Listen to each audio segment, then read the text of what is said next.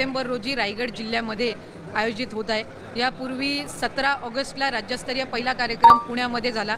त्याच्यामध्ये साधारणपणे 1,07 लाख महिलांना आपण जुलै आणि ऑगस्ट महिन्याचा लाभ वितरित केला। त्यानंतर 31 ऑगस्टला नागपूरमध्ये दुसरा राज्यस्तरीय कार्यक्रम झाला, जिथे आपण साधारणपणे 52 लाखपेक्षा अधिक महिलांना जुलै आणि ऑगस्ट महिन्याचा लाभ वितरित केला। आणि 29 तारखेला तिसरा राज्यस्तरीय कार्यक्रम रायगडमध्ये आयोजित होत आहे। याच्यामध्ये जुलै आणि ऑगस्ट महिन्यातील काही तांत्रिक बाबीमुळे किंवा स्क्रुटिनीमुळे राहिलेले जे लाभार्थी आहेत, त्याचबरोबर 24 ऑगस्टच्या नंतर आलेले अर्ज जे छाननी करून झालेले आहेत असे, आणि त्याचबरोबर सप्टेंबर महिन्याच्या साधारणपणे 20-25 तारखेपर्यंत आलेले जे अर्ज असतील यांचे लाभ DBTच्या माध्यमातून वितरित करण्यात येतील। याच्यामध्ये जुलै आणि ऑगस्ट महिन्याचा ज्या 1,60 लाख महिलांना लाभ गेल्या महिन्यापर्यंत वितरित झालेला आहे, त्यांना सप्टेंबर महिन्याचा लाभ जो आहे तो 29 तारखेला देण्यात येईल।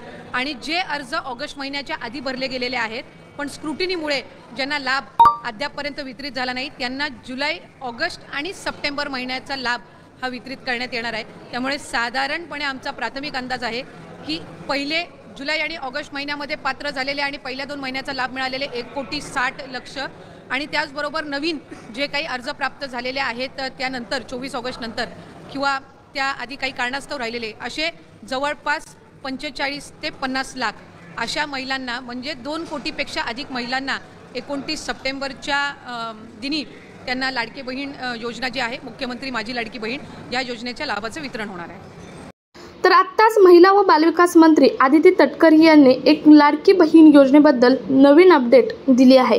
लाडकी बहीण योजनेबद्दल अशी अपडेट दिली आहे की तिसऱ्या महिन्याची ज्या महिलांना प्रतीक्षा आहे ती आता तुमची प्रतीक्षा संपलेली आहे। आत्तापर्यंत ही डेट ती डेट अशा प्रत्येक डेट समोर येत होत्या, परंतु फिक्स डेट ही कोणतीच नव्हती। परंतु आदिती तटकरेंनी लाईव्ह सांगितले आहे की 29 सप्टेंबर ही फिक्स डेट आहे की महिलांना लाडकी बहीण योजनेचा तिसरा हप्ता येणार आहे। आता तर हा हप्ता कोणत्या महिलांना येणार आहे तेच आपण आजच्या व्हिडिओमधून पाहणार आहोत। व्हिडिओ स्किप न करता शेवटपर्यंत पहा आणि चॅनलवर जर अजूनही नवीन असाल तर चॅनल सबस्क्राईब मात्र नक्की करा। त्याचबरोबर शेजारी बेल आयकॉन सुद्धा प्रेस करा, म्हणजे असेच नवनवीन आणि महत्त्वपूर्ण अपडेट तुमच्यापर्यंत रेग्युलर पोहोचत राहतील। तर तिसरा हप्ता अशाच महिलांना मिळणार आहे की ज्या महिलांचा 20 ते 25 तारखेपर्यंत, सप्टेंबरच्या 20 ते 25 तारखेपर्यंत DBT ॲक्टिव्ह आणि फॉर्म अप्रूव्हल असेल, अशाच महिलांना तिसरा हप्ता मिळणार आहे। आता तर तिसरा हप्ता किती मिळणार आहे, तर ज्यांना 3,000 रुपये याआधी मिळाले आहे, फर्स्ट अँड सेकंड इन्स्टॉलमेंट म्हणजे जुलै आणि ऑगस्ट महिन्याचे 3,000 रुपये महिलांना याआधी मिळाले आहेत, त्या महिलांना फक्त 1,500 रुपये, 1,500 रुपये 29 तारखेला येणार आहेत। तर ज्या महिलांना अजूनही 1ही रुपया खात्यामध्ये जमा झाला नाही, अशा महिलांच्या खात्यामध्ये 4,500 रुपये म्हणजे 4,500 रुपये 29 तारखेला जमा होणार आहेत।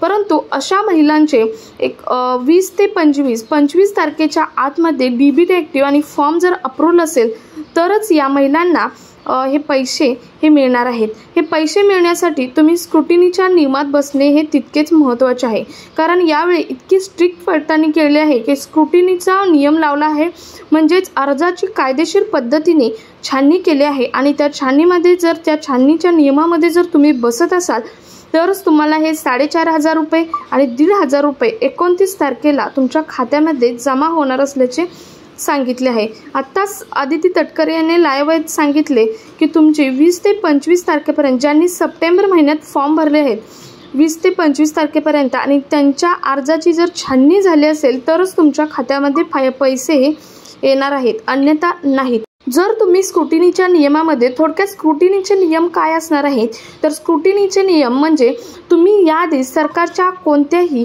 1,500 रुपयेपेक्षा जास्त योजनेचा लाभ जर घेतला नसेल तरच तुम्हाला या योजनेचा लाभ हा मिळणार आहे। जर तुम्ही 1,500 रुपयेपेक्षा जास्त योजनेचा लाभ घेतला असेल तर तुम्हाला हे 1,500 रुपये मिळणार नाहीत। त्यानंतर तुम्ही म्हणाल की आम्हाला का पैसे आले नाहीत, तर तुम्ही जर या स्क्रुटिनीच्या नियमामध्ये बसला नाही तर तुम्हाला पैसे येणारच नाहीत। तुम्ही आता ऐकलंच असेल की आदिती तटकरेंनी स्पष्टपणे सांगितले आहे की अर्जाची छाननी करून जे पात्र महिला असतील त्यांच्याच खात्यामध्ये 1,500 किंवा 4,500 रुपये जमा होणार आहेत। आता तुम्हाला समजलंच असेल, मी आत्ताच सांगितलं 4,500 रुपये कोणत्या महिलांना येणार आहेत आणि 1,500 रुपये कोणत्या महिलांना येणार आहेत आणि हे कधीपर्यंत तुमचा फॉर्म अप्रूव्ह आणि डीबीटी ॲक्टिव्ह झाला असेल तर येणार आहे। तुम्हाला परत एकदा सांगते की 20 ते 25 सप्टेंबर या तारखेच्या अगोदर जर तुमचा फॉर्म अप्रूव्ह आणि डीबीटी ॲक्टिव्ह झाला असेल तरच तुमच्या खात्यामध्ये लाडकी बहीण योजनेचे पैसे 29 तारखेला येणार आहेत आणि हा तिसरा हप्ता ज्यांना मिळणार आहे त्यांचेच पैसे इथून पुढे चालू राहणार असल्याचेही सांगितले आहे। कारण बऱ्याच महिलांचे गैरवापर करून म्हणजेच डुप्लिकेट डॉक्युमेंट्स वापरून किंवा सरकारने जो जी आरमध्ये नियम दिला होता ते नियम न पाळता फॉर्म भरले होते आणि पैसेसुद्धा त्यांना पहिला आणि दुसरा हप्ता आला, परंतु तिसरा हप्ता येणार नाही। तिसऱ्या हप्त्यात कायदेशीर पद्धतीने अर्जाची छाननी केलेली आहे, म्हणजे स्क्रुटिनीचे नियम हे लागू केले आहेत। आत्ताच आदिती तटकरे यांनी सांगितले स्क्रुटिनीचे नियम हे लावले आहेत आणि त्या स्क्रुटिनीच्या नियमामध्ये जर तुम्ही बसला नाही तर तुम्हाला 29 तारखेला सुद्धा हे पैसे येणार नाहीत। बरेच जण पुन्हा कमेंट्स करतात की आम्हाला अजूनही पैसे आले नाहीत, आम्ही फॉर्म भरला होता, आमचा फॉर्म 20 ते 25 तारखेच्या अगोदर अप्रूव्हल झाला आहे, डीबीटी ॲक्टिव्ह झाला आहे, परंतु याचा काहीही फायदा होणार नाही। जर तुम्ही त्या योजनेच्या